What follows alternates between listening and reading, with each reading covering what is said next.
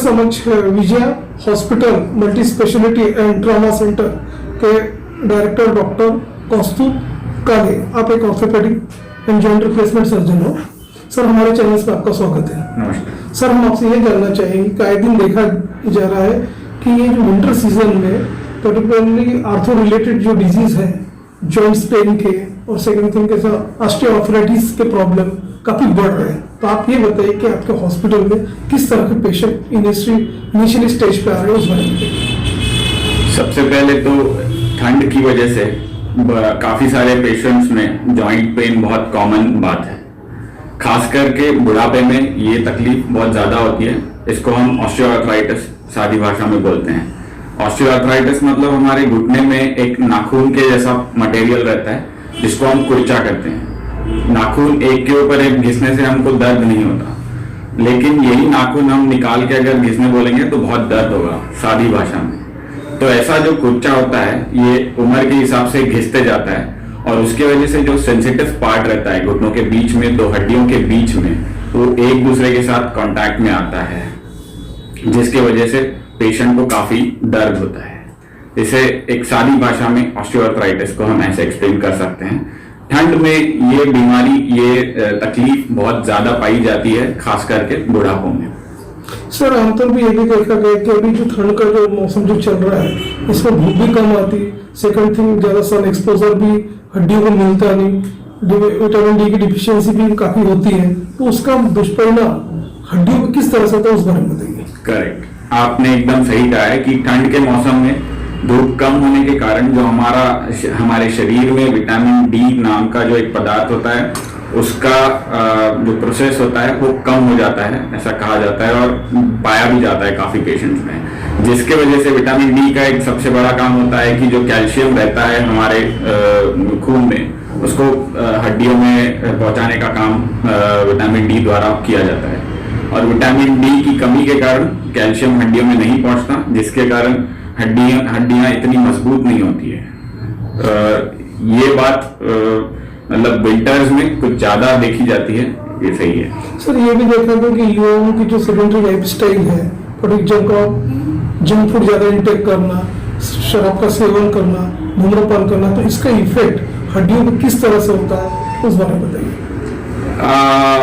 काफी हद तक ये सारी चीजें, स्पेशली मैं कहूँगा सेडेंटरी लाइफस्टाइल और शराब का सेवन और तंबाकू का सेवन, चाहे वो सिगरेट के फॉर्म में हो या तंबाकू खाने के फॉर्म में, ये सब चीजें हमारी हड्डियों की मजबूती पर असर करती है। खास करके सेडेंटरी लाइफ मतलब ज्यादा हलचल नहीं करना या एक्सरसाइज नहीं करना, इसके वजह से हमारी हड्डियां, जिनको एक्सरसाइज करने से एक मजबूती का भाग मिलता है, वो नहीं मिल पाता, जिसकी वजह से खास करके आजकल के नौजवानों में ये हमें ज्यादा देखने को मिलता है।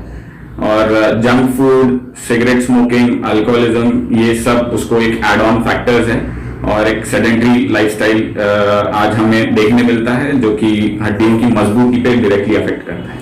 Sir, after post Covid era में ये भी देखा गया कि यंगस्टर्स जिनकी एज 30 से 35 ईयर्स थे, उन लोगों में ऑस्टियोआर्थराइटिस जो हेड ऑफ लीवर का जो घिसाव जिसे बोलते हैं, इसकी भी बीमारियां काफी बढ़ी हुई है।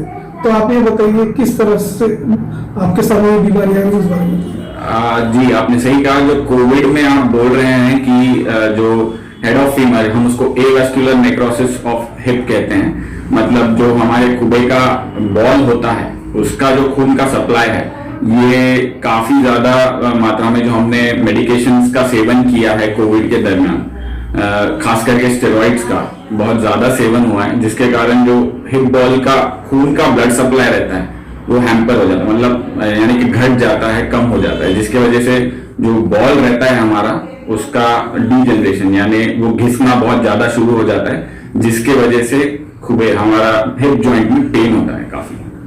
जो युवा जिम जाते हैं उसमें भी देखा गया कि अत्यधिक प्रोटीन की मात्रा का सेवन वे करते हैं, इवन उनमें कुछ स्टेरॉइड भी होता है, कुछ इस तरह के ऐसे तत्व होते हैं जिससे उनकी हड्डियों का इफेक्ट्स बढ़ने लगता है। ये क्या वजह है? करेक्ट, इसमें दो बातें आपने कहा कि जिम जाने वाले लोग और प्रोटीन का सप्लीमेंट का सेवन करने वाले। जिम जाना एक बहुत अच्छी बात है। इसके पहले हमने सेडेंटरी लाइफस्टाइल के बारे में बात की थी तो जिम जाना इज अ गुड थिंग, मतलब एक अच्छी बात है, सेडेंटरी लाइफस्टाइल को हम बीट कर सकते हैं। लेकिन at the same time gym जाने वाले जो युवा है वो प्रोटीन सप्लीमेंट्स का सेवन करते हैं, काफी सारे स्टेरॉइड इंजेक्शंस का सेवन करते हैं, जो कि काफी गलत है, जिसके वजह से ये स्टेरॉइड होने की वजह से फिर से वही हमारे जॉइंट्स पर, हमारे जो कुर्चा कार्टिलेजेस है उस पे उसका साइड इफेक्ट होता है, उसका खून का प्रभाव कम होता है और फिर ultimately it leads to osteoarthritis. Sir, जिन्हें हिप एंड नी के प्रॉब्लम्स है, ऐसे जो पेशेंट्स हैं जो फोर्थ स्टेज में नहीं गए, प्राइमरी स्टेज पे है, तो उनको सर्जरी के स्टेज तक न पहुंच पाए, तो उसके लिए कुछ प्रिजर्वेशन थेरेपी भी होती है, हिप सेविंग सर्जरी भी होती है, तो उससे कुछ बेनिफिट हो सकता है? जी बिल्कुल, अगर हम ये बीमारी को अर्ली स्टेजेस में हम डिटेक्ट कर पाए, जो कि पेशेंट अगर अर्ली स्टेजेस में हमारे पास आते हैं जैसे कि स्टेज 1 और स्टेज 2, तो ये बिल्कुल हम इसे काफी हद तक इसको आगे ढकेल सकते हैं। देखिए अल्टीमेटली ये डाउन द लाइन एक 15-20 साल बाद अगर आज कोई स्टेज 1 में है तो हम इसे आराम से 15-20 साल तक आगे ढकेल सकते हैं। इसमें मतलब अगर वो स्टेज 1 में आते हैं तो कुछ ऐसी एक्टिविटीज जैसे कि नीचे बैठना, मतलब पलगत मार के बैठना या इंडियन टॉयलेट यूज करना, अगर ये हम अवॉइड कर पाए तो काफी हद तक ये आगे ढकेला जा सकता है। स्टेज 2 के लिए आजकल काफी सारे इंजेक्शंस है, पीआरपी थेरेपी आ चुकी है और काफी सारी दवाइयां भी है जिससे कि हम इसे आगे ढकेल सकते हैं। स्टेज 2 से स्टेज 4 का जो सफर है इसको हम काफी हद तक के आजकल कम करने में वी हैव सक्सीडेड। शहर और विदर्भ के दर्शक डॉक्टर कौस्तुभ काले सर आपको लाइव देख रहे हैं, इवन आपका फोन नंबर और हॉस्पिटल का एड्रेसेस हमारे स्क्रीन पे अपलोड हो रहा है, उसे देख के हमारे दर्शक आपको वीडियो कॉल या वीडियो कॉन्फ्रेंसिंग के माध्यम से आपसे जुड़ सकते हैं। यदि कोई दर्शक डायरेक्ट आपसे अप्रोच कर सकते हैं, वे भी अप्रोच कर सकते हैं, विजिट कर सकते हैं। तो सर चलते चलते हमारे दर्शकों को ये भी बताइए, हमेशा एक कंफ्यूजन का माहौल रहता दर्शकों के मन में, जिन्हें भी जॉइंट रिप्लेसमेंट कराना है तो वो लोग ये सोच में रहते हैं कि कन्वेंशनल मेथड अच्छी होती है, नेविगेशन अच्छा होता है, किस तरह के इम्प्लांट्स यूज की जाती है, ये काफी धारणाएं होती है, तो उस बारे में आप प्रकाश डालिए, होता है क्या एक्चुअली? जी, आजकल के दौर में कन्वेंशनल और रोबोटिक या नेविगेशन के थ्रू ऑपरेशन किए जाने लग गए हैं। मेरा मानना यह है कि कोई भी किसी भी प्रकार की सर्जरी आप एक अच्छे सर्जन के हाथों करवाएंगे तो डेफिनेटली सक्सेस रेट ज्यादा ही रहेगा। बट यस, कन्वेंशनल के मुकाबले आजकल नेविगेशन या रोबोटिक असिस्टेड सर्जरीज आने लग गई हैं, जो एक मतलब जो पहले का एक 100 में से 95-96% चांस सक्सेस का था, 3-4% एरर था, वो हम काफी हद तक आज कम करने में सफल हो चुके हैं। The error with robotic assisted arm जो आजकल आने लग गए हैं उससे तो as good as 99.99% success rate कहते हैं कि आजकल है। तो हाँ, कन्वेंशनल के मुकाबले मैं कहूंगा कि नेविगेशन और रोबोटिक में एक स्टेप आगे जाकर के इन आउटकम इन सर्जरीज का काफी हद तक बेहतर किया है। जो दर्शक दूर दराज के दर्शक आपको देख रहे हैं, जिन्होंने जॉइंट रिप्लेसमेंट सर्जरी ऑलरेडी करा दिए हैं, तो आप बताइए उनका पोस्ट ऑपरेटिव मैनेजमेंट किस तरह से होगा, उस बारे में बताइए। पोस्ट ऑपरेटिव मैनेजमेंट, अगर आपका मतलब इमीडिएटली पोस्ट ऑप के बाद आपको फिजियोथेरेपी कराना बहुत ज्यादा अनिवार्य है।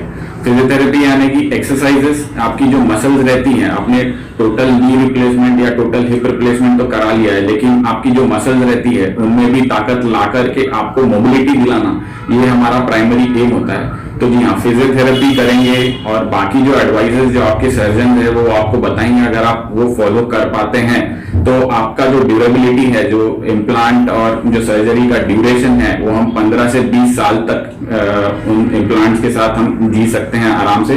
और जो रिविजन सर्जरीज का जो अभी रेट बढ़ रहा है वो हम काफी हद तक के कम कर सकते हैं। जैसे कि कौस्तुभ सर आपने बताया हमारे दर्शकों को कि किस तरह ठंडियों में अपनी हड्डियों की सुरक्षित रखा जाए और किस तरह से जॉइंट रिप्लेसमेंट की सर्जरी क्या होती है, क्या उसके लक्षण होते हैं, क्या उसके बाद के प्रोसीजर्स है, ये सारा डिटेल्स आपने हमारे दर्शकों को बताया।